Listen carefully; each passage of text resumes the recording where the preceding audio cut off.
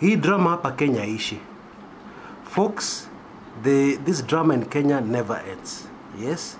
It is a show which is just going on and on and on and on. And the suspense is going on and on and on. Now, the latest is that the Speaker of the National Assembly, Bwana Justin Muturi, has just today, Wednesday, 4th October, distanced himself from the amendments to the electoral law that are currently being engineered by the Jubilee Party in Parliament. Bwana Muturi says that he cannot comment on whether the changes are good or bad for the country, yeah, because he's supposed to be a neutral player. What? Now, those who have been following Speaker Justin Muturi's career, especially in the last Parliament, will be very surprised at that statement.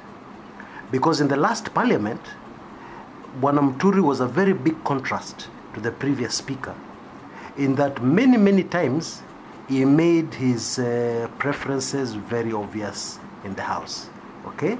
So where suddenly this bid to be neutral is coming from is a mystery to many Kenyans. Yeah? But actually it should not be a mystery, and I'll explain very quickly as we proceed with this recording. Of course, the other thing that makes Bwana Muturi's remarks very strange is the fact that as a prominent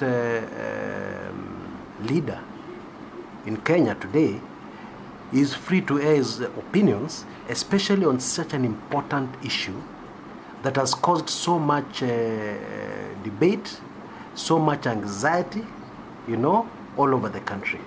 Yes, he's free to air his views. And of course, his views will not affect his job as a speaker, because as a speaker, he does not have the vote.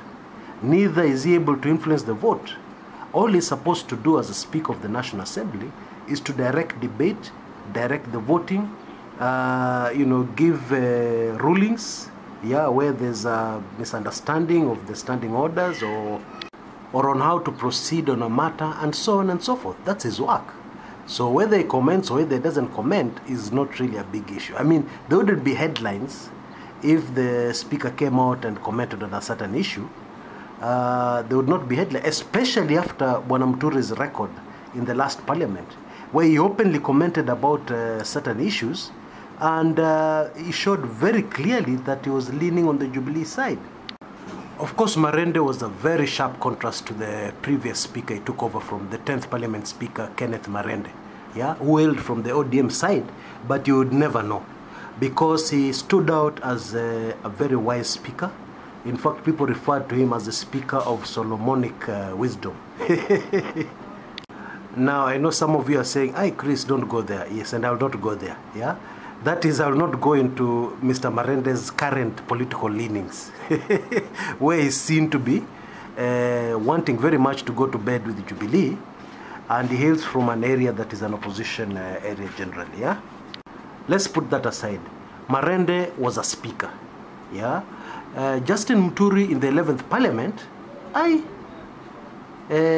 would not really call him a speaker, yeah?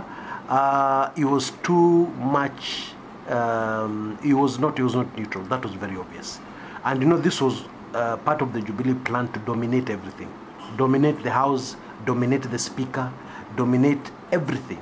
So that actually what happened, as I've mentioned in an earlier recording, from 2013 to date, what we have had ruling Kenya is actually a dictatorship. Yeah, we have been pretending it's a democracy, but it's a dictatorship.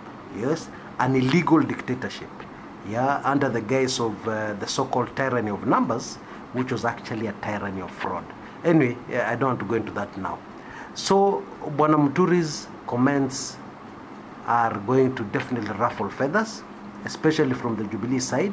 Yeah, I can already see Kina Bwana Duale and Kina Bwana Makomen, you know, even if not coming out publicly asking Justin Muturi, ni aje sasa, I mean, what's going on? What's up, man?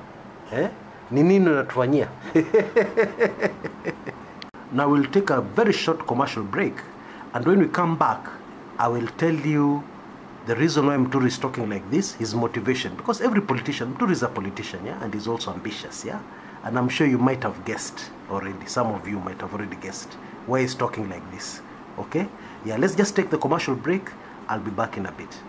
Oops, we interrupt this Kumekucha video for a brief message of interest. I'm really excited today to announce this golden new opportunity for you to reach a huge audience in Kenya and all over the world with the brief commercials for your business. They will of course interrupt our videos just like this message you're taking in. And like the Kumekucha videos, they'll be permanent. And what is more, we are so committed to ensuring that you get the results you desire that will allow you to place the spot for free. Yep, you'll not pay for it. Yeah? You'll only pay for it when you're fully satisfied with the results. Of course, you'll request a small fee for the video production, but it's a pittance. This is a golden opportunity for you, and I recommend that you take it on immediately. Get all the details you require in the video description area on this video on YouTube. Thanks so much for listening to me. All for a better Kenya.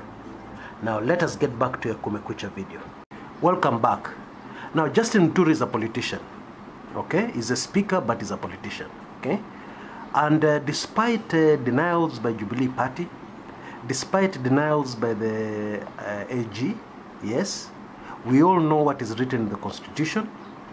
And the truth is, if elections are not held on the 26th, yeah, of this month, 26th of October, yeah, and by the way, every day, we're now 20-something days left to that election, about 21 days, 22, 21 days left to the day of the election. Every day it seems more and more unlikely that actually those elections are going to take place. Okay? So this is something Kenyans should prepare themselves. In the likelihood that there's no election, okay, the truth of the matter is that President Uhuru Kenyatta will no longer be the legally a president of Kenya. He will not even be legally a caretaker president. No matter how you stretch it, there's no way he's going to be a legally caretaker president of Kenya. There's no way he's going to be president of Kenya, period.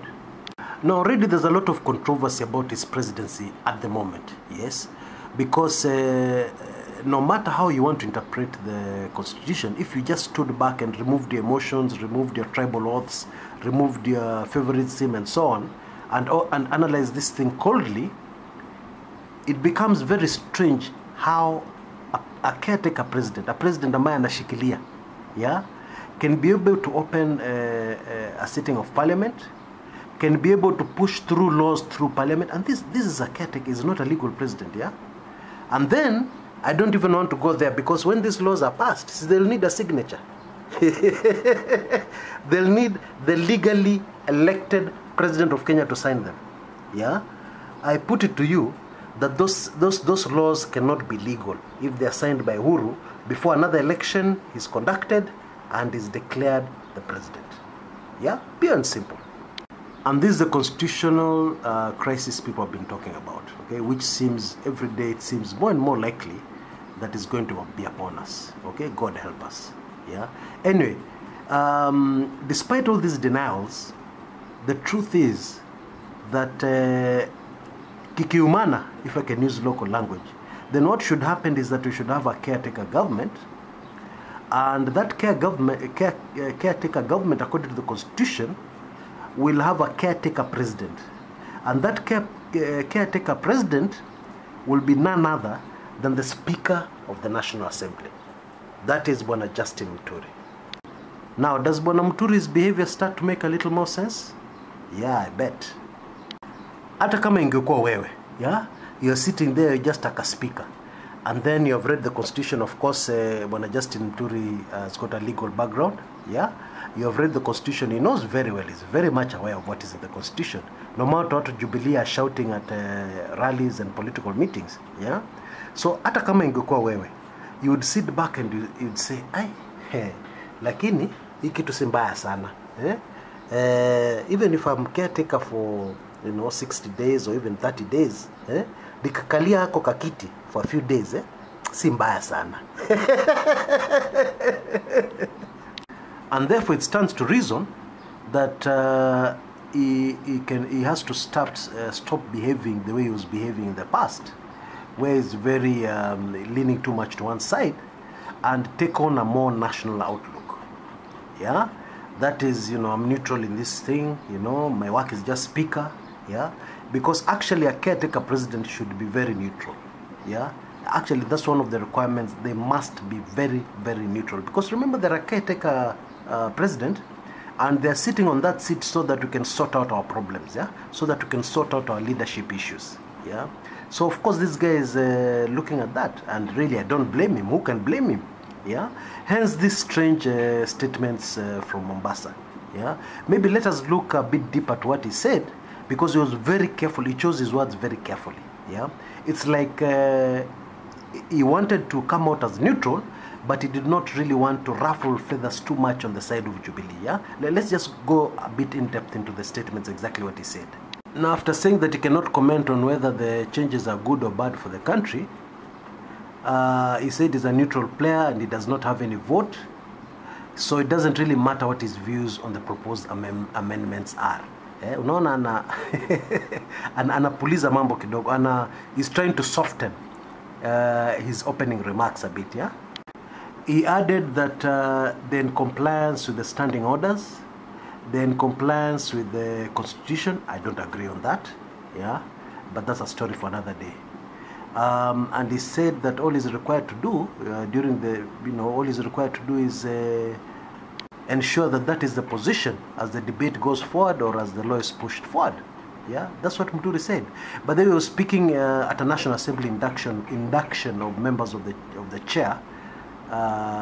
Members of the chair panel, which is happening right now in Mombasa, yeah, today 4th of October. Now, of course, Bwana Justin Muturi has not done anything wrong. Yeah, in politics, normally when things unfold, there's what is called a repositioning. Yeah, every political player repositions himself for what they think is coming.